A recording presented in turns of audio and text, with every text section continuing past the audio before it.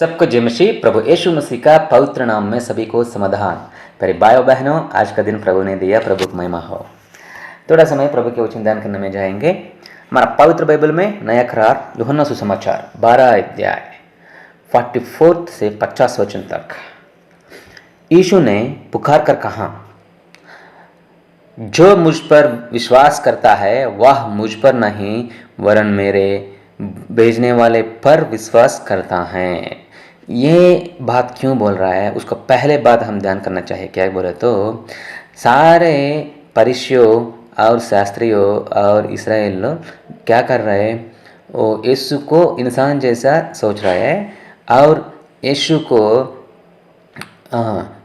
को जो लोग स्वागत करते अंगीकार करते उसको वो लोग तोड़ दे रहा है, दूर कर रहा है, समाज से अलग कर रहा है।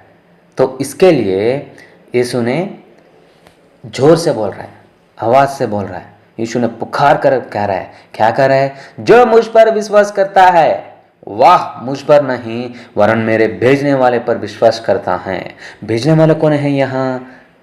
परमपिता है, परमपिता है, परमपिता है, भेजने वाला है।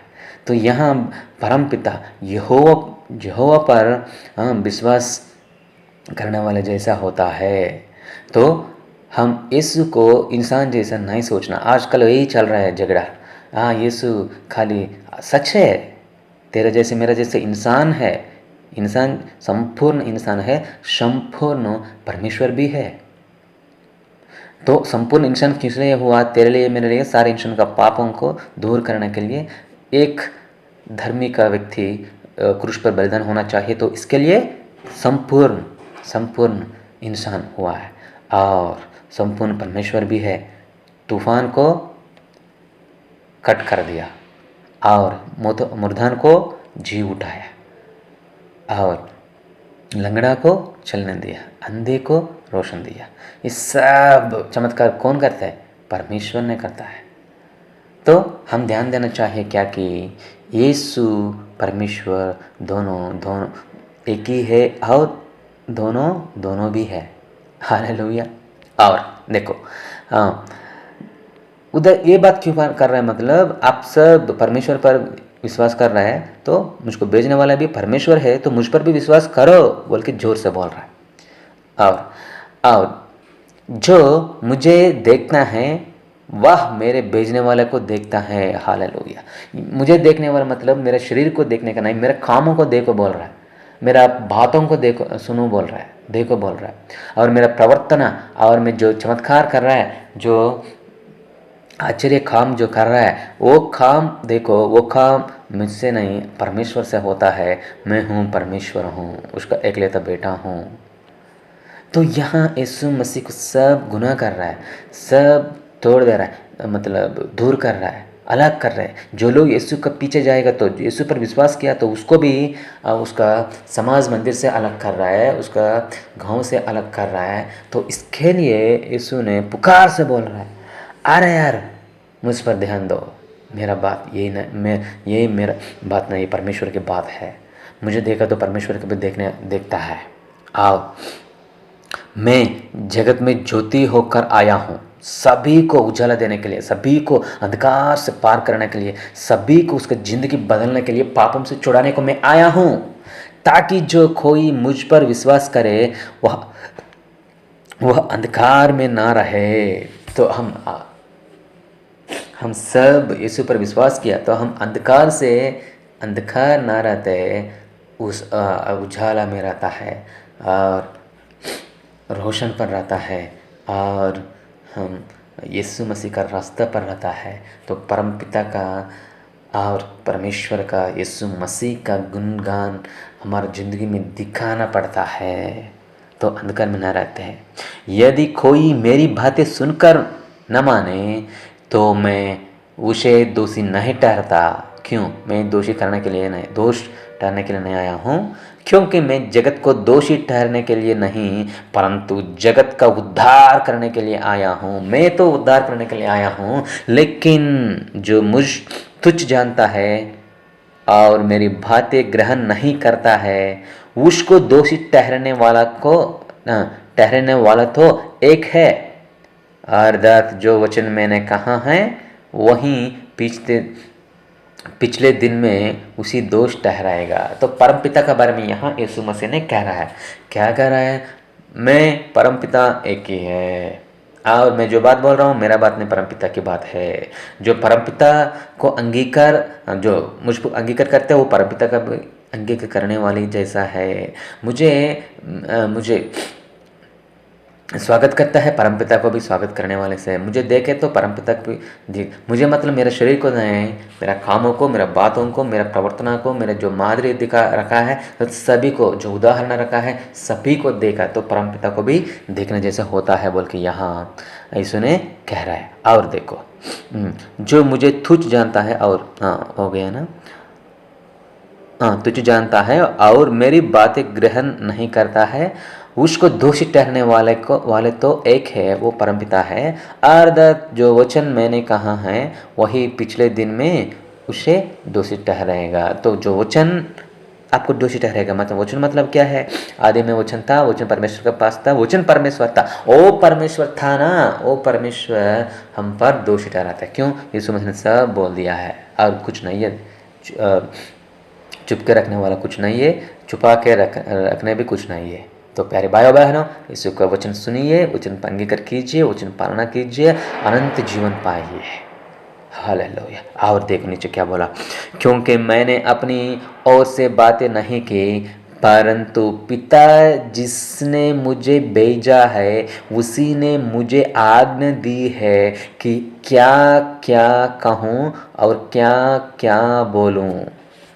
मैं क्या कहूँ, मैं क्या बोलूँ, सब परमपिता बोल दिया, परमपिता सिखा दिया, परमपिता भेजा है, मेरा बात नहीं है।